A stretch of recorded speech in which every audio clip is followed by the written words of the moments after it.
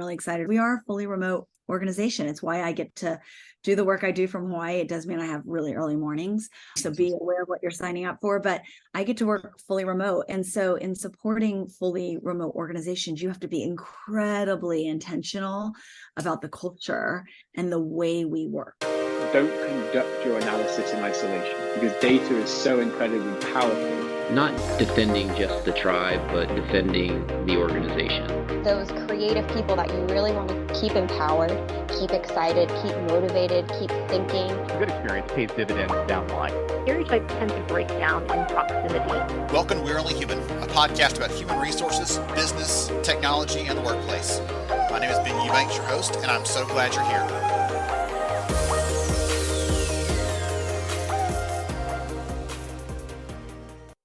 Hey everyone, it's Ben Eubanks, and I'm so excited to be here with you today. You know, one of the questions I get occasionally is, can HR, of all the functions of the business, so all the positions in a company, can HR really work remotely? Is it possible for the people who are supposed to be the stewards of the culture, supposed to be representing the company and the people's interests, can they work remotely? And so in today's conversation with Diana Brown from ECO, we're going to talk about that. We're going to dive into what she and her team do to positively influence culture as remote HR teams. We're talking about her actual physical distance from the company from a time zone perspective and some of the things that creates, some of the challenges and maybe the opportunities. We're going to talk about some of the different ways the company intentionally creates connection with its people. I want to give a quick shout out and a thank you to the team over at Goody for connecting us here for this episode. This actually is a replay of a part of our summer school content from this year. Enjoying the summer with the family, getting some of these replays out, and hopefully you're getting some great ideas, insights, inputs from these episodes in the last few weeks. I'm so excited to be back with some new interviews coming this fall, brand new content, great and amazing guests. It's going to be a ton of fun. So without any further ado, on with the show. I'm so excited here to have Diana with me because we're going to be talking about some of the ways we can support, appreciate, connect with our people, how to show them they matter to us, all those kinds of things that we get to do every day in HR. I'm so excited about it. And I'm so pumped, honestly. So you're over in Hawaii, right? Yeah, that's right. Awesome. So before we get into some of the fun stuff, give the audience a little more about who you are and what you do, and let us know why Hawaii, if that's not a weird question, because I'm just kind of curious.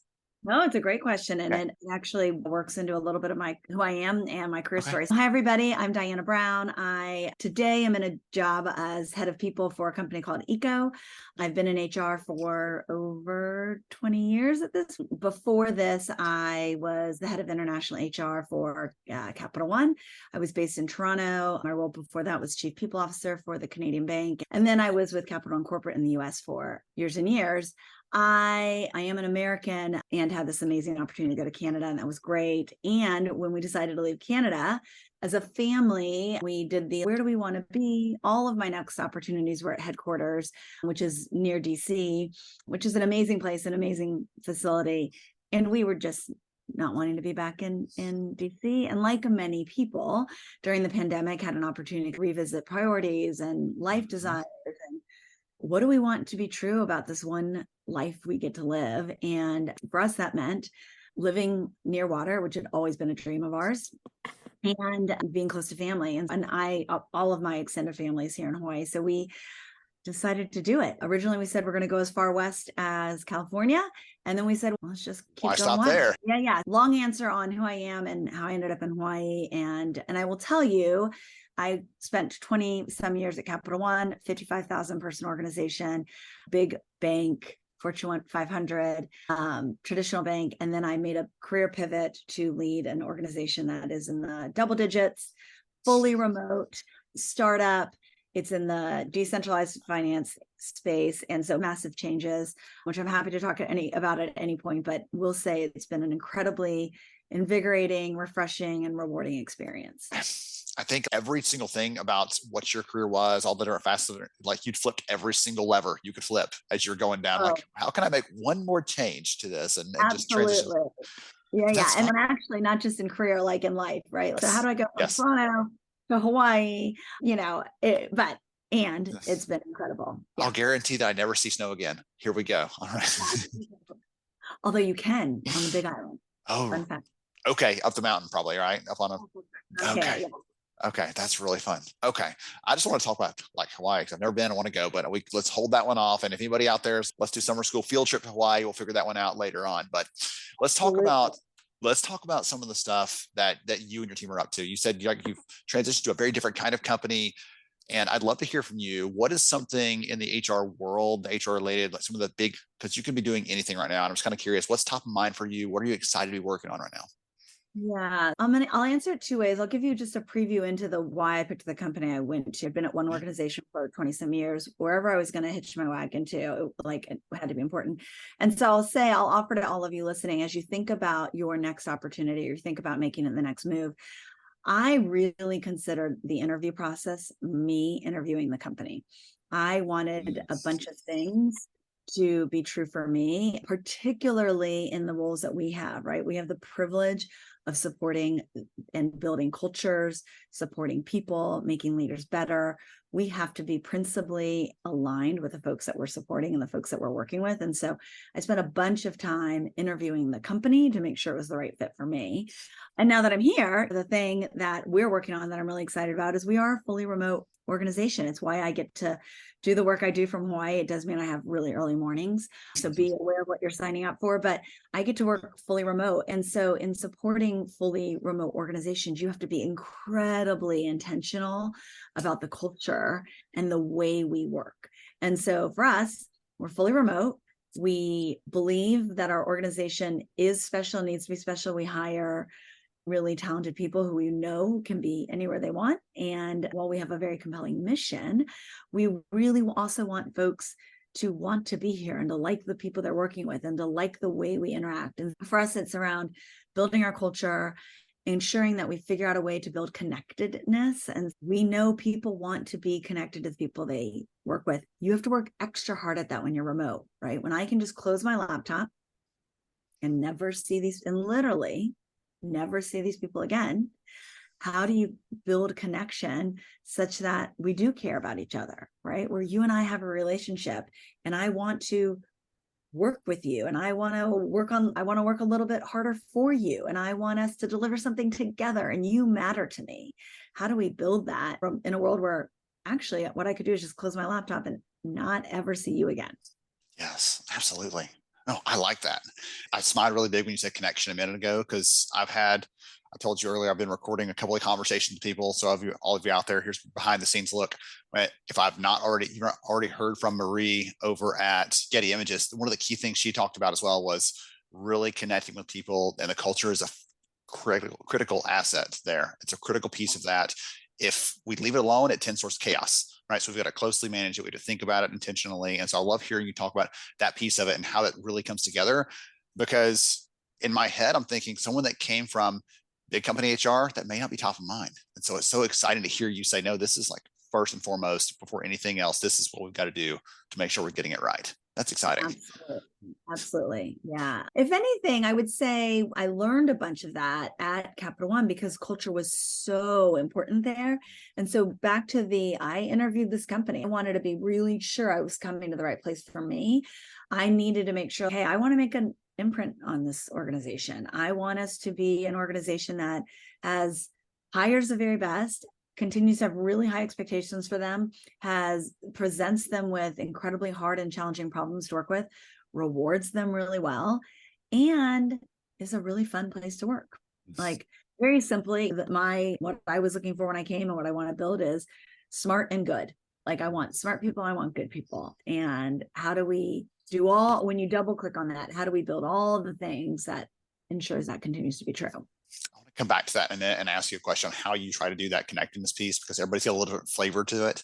And I'll share with you a fun example because I love swapping notes on that. What's working, what I've seen be effective there. But the team over at Goody actually connected us, and I'm so thankful for them because I feel like I got a new friend here. And one of the things that obviously they connect us because you are using Goody as a tool to help you with some of the things you're talking about here, I would imagine. I won't put words in your mouth. So talk about, why are you using Goody? What are you using it for? What's the impact? Yeah. One, I love Goody, and I'll come back and I'll tell you why. But so for us, people matter, right? Like we have real lives outside of work. And so things like work anniversaries and birthdays, or somebody on your team gets a certification. There are things that you want to be able to acknowledge and reward. And again, when you're in a workplace and I get a gift from my work, my kids notice that. They pay attention to that, right? Oh, that's from Eco. Oh, what did Eco send you today? And so we use Goody as our gifting platform for our employees. Here's why I like it. When you think of reward and recognition, and we've gone away with this, but it's still worth reinforcing, we've gone away from it as an industry, is it used to be that cash is king, right? So I work for you, Ben, I do a really good job, and you say, hey, I want to recognize that. Yeah, I'll give her a bonus. I'll give her, who knows? It could be big. It could be a couple $100, it could be $50, whatever. What we actually know is, but the problem is when you give me cash, it goes into my direct deposit. I happen not in our home to manage our money, so I never see it. It gets spent on gas or groceries or whatever. And it had a 1 second impact in that conversation, and that is it.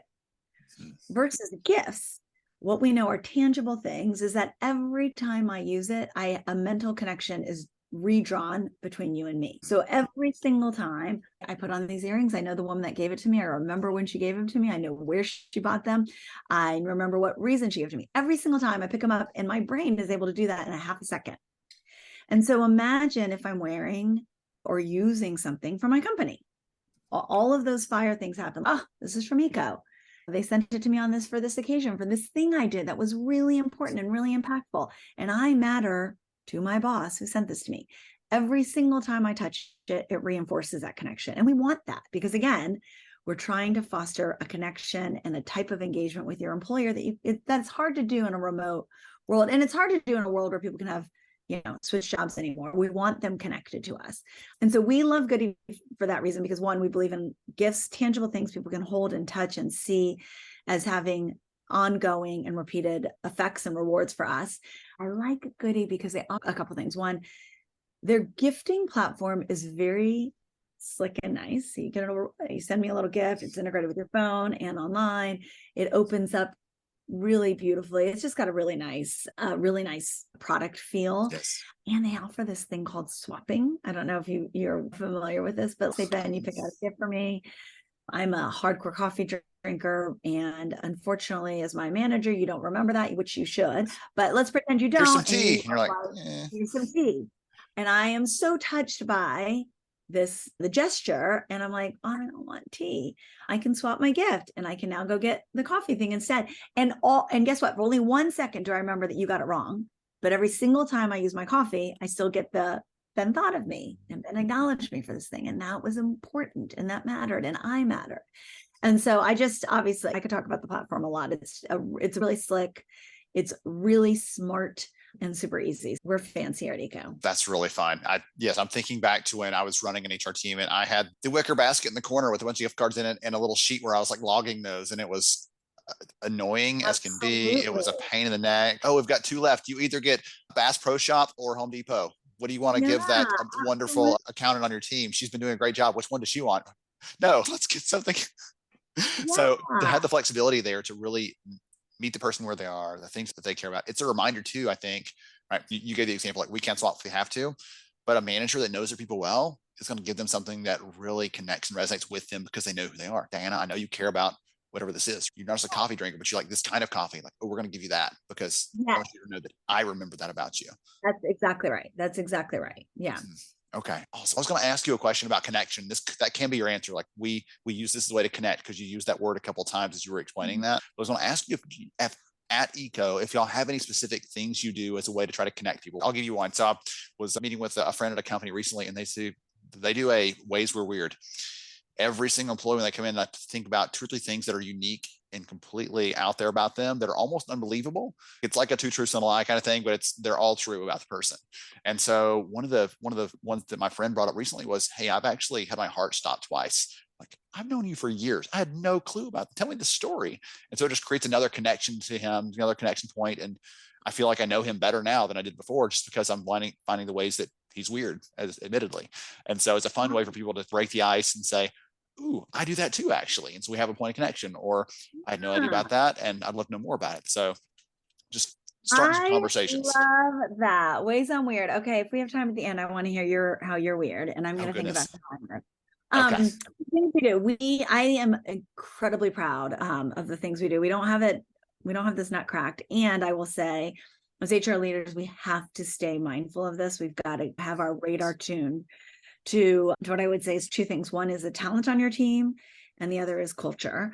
And I'm going to tell you the things I'm proud of. This is also to say, keep sharing those ideas. I love the ways we're weird and we might borrow it, because we've got to keep an eye on these.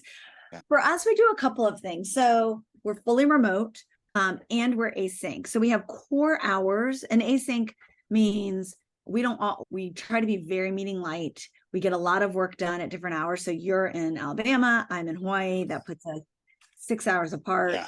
How do we use that actually to our advantage and not have to be like, oh, can we just meet between 4 and 5 p.m. your time, 10 a.m. my time? So we really try to use it to our advantage. We do a lot of writing, and we're really thoughtful about just our work product. But there's a couple of fun things we do. One, we're very intentional about onboarding. We also have I'll say a document, but imagine like something that outlines, hey, this is what it means to work async at Eco. So things like, we use Slack a lot.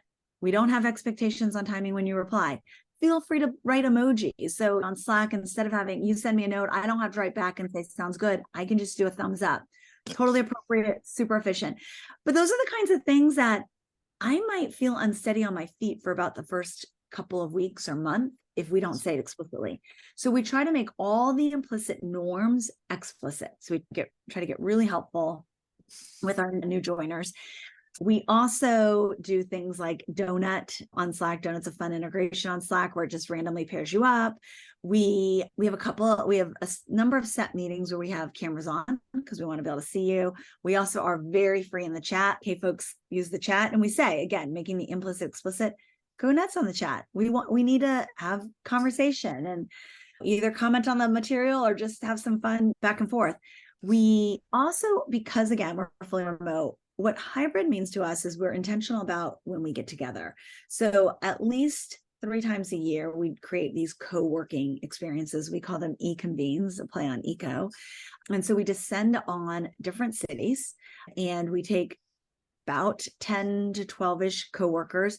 And this is not segmented by team or by boss or by function. It is literally where we just say, hey, it's a bit more complicated than first come, first serve, because you want to make sure that folks who haven't had a chance to go can go, et cetera. But we get 12 co-workers together and we co-work. So we go to a WeWork, we co-work. What we find is it actually increases collaboration, right? We're a small company. So even though you and I might not be on the same team, we're sitting there co-working. We look up and we say, oh, are you working on this thing? I am too. What do you know? Like, it really just, it starts to re-foster and recreate that in office. What we find is our employees are excited to see each other. They're only seeing each other maybe a couple of times a year in that type of environment. I'm excited to be sitting next to you and to learn from you and to come back to WeWork in the morning and to do dinner. It's different than in the office every day. It's where I'm like, if he brings tuna fish sandwich one more time to work, my head's going to explode. So the things that make us crazy at work don't actually make us crazy when it's just occasionally. And it's something you get to look forward to. So we do some, I'd say, team building. We're pretty light on that, but bowling or a morning hike or whatever that thing may be. So we do that a couple of times a year. We also do have an all company retreat where we go away. For us, it happens to be an international location, which is always fun. Last year we went to Lisbon, and we just, our focus is on getting to know each other. And we have team building, not in the let's do ropes courses together, but in the, hey, here are all the options. And you're not going to know who signed up. So Ben, I don't know if you signed up for the barista, how to be a barista class, but maybe we do. And so you and I are in this thing together, or surf lessons, or an amazing race adventure. So we try to be really thoughtful about in-person activities when we need to, and find the sweet spot between not too many where folks don't want to be traveling that much. And frankly, in my role, I'm super sensitive to that because of where I'm located, right? It's not easy for me to get anywhere. And how do we make the time really fulfilling and in a way that naturally builds connection, but not in this forced, okay, I'm in HR and we need to put on name tags and let's go do a ropes climbing class together. That's really fun. And I love that so much. You get some really good examples out right there. Eco's a unique kind of company in some ways. And so it was goodness, it'd be great for us to go to Lisbon. But hey, guess what? She didn't say you had to. She said, guess what? Find the thing that fits for you. Find the way to create connection for your people. Do it intentionally or it will not happen. Period. That is exactly right. That is exactly right. Do it intentional. Culture does not happen by accident. Be intentional about how you use your time and your resources and your leadership presence. So having time for us, having time with leaders in this dedicated way is really valuable. That can happen in a number of different ways. You can have leaders can go to different sites. Leaders can do on one-on-ones. Leaders can do Zooms. There are all kinds of other ways we can do that. All right. Before we wrap up, do you have a weird thing? Do you want to give a weird one? I am not afraid to try new things. So I just recently joined an outrigger canoe club. Oh, wow. So cool. Ocean, and that's fun for me. I didn't think that was cool, except I've had friends who have said, hey, like us trying new things at this point in our lives, like that's a pretty big one. That's uncommon. Yes. I'll teach you a fun Hawaiian word, which is called huli, which is to capsize. We just hulied on one of our rides, and that's as scary as it sounds when this big outrigger canoe flips over and you got to figure out how to get it right size and get back in it. And yes. I'm not afraid to try new things. How's that? That's a great one though. And I love the example because anyone can say that. It's like, okay, is it a food? Is it whatever else? But being willing to say, I'm going to try something I've never, ever done in my whole life. And it could fail miserably. It could be the next phase of my life. This could be just bring me joy. And so that's a lot of fun. Mine are all like, you could fail miserably and have it bring you joy. Oh, in that order, probably. Yeah. Okay. I'll give you two of them. One, I can walk my hands. And have been able to for a long time. I love it. And it's one way to entertain the kids. Here's a real fun one that's completely weird and out there. When I'm eating candy, I have to eat one piece on each side of my mouth. I alternate. I can't eat two on this side. I have to go one here and then two the other on the other side. It's like a weird little, I don't know what it is, quirk, but very interesting. Okay, I like that. I do color coordinate my M&Ms before I eat them. See, okay, all right. For everybody else out there, I feel like that's not weird. I feel like that's like standard. Like everyone must do. M&Ms, dump in the hand, dump it in my mouth. One side, yeah. I just throw it in. Okay, so for everybody else out there, drop something in the comments here. What's your weird, something funny, unique, just interesting about you, maybe that someone else would be surprised by. So that's fun. We'll create some connection here with the HR summer school community. Diana, if you're okay with it, I'll make sure and tag you on your LinkedIn profile here in the chat so people can reach out, connect with you, follow you. Thank you again for joining me. This has been such a blast, and I'm thankful to the Goody team for making sure we made this connection. Absolutely. Thank you for having me. And yes, please reach out on all the things, building connection, making bold moves like going to Hawaii and living your dream. I'm happy to talk about any of it. So please reach out. How to huli with grace, like all those things. You got it down. Right. How to huli with grace, how to fail and find joy at the same time. All right. Thank you again, Diana. To everybody else out there, keep sharing your weird. Thank you so much for joining me on the show today. I'm honored to have you as a listener. If you enjoyed this episode, please take 10 seconds to rate it at iTunes, Stitcher, or wherever you listen to your podcast. Also, if you know a friend that could benefit from today's conversation, please pass it their way. After all, a rising tide lifts all ships. To see show notes, sponsor information, and our full show archives, visit onlyhumanshow.com.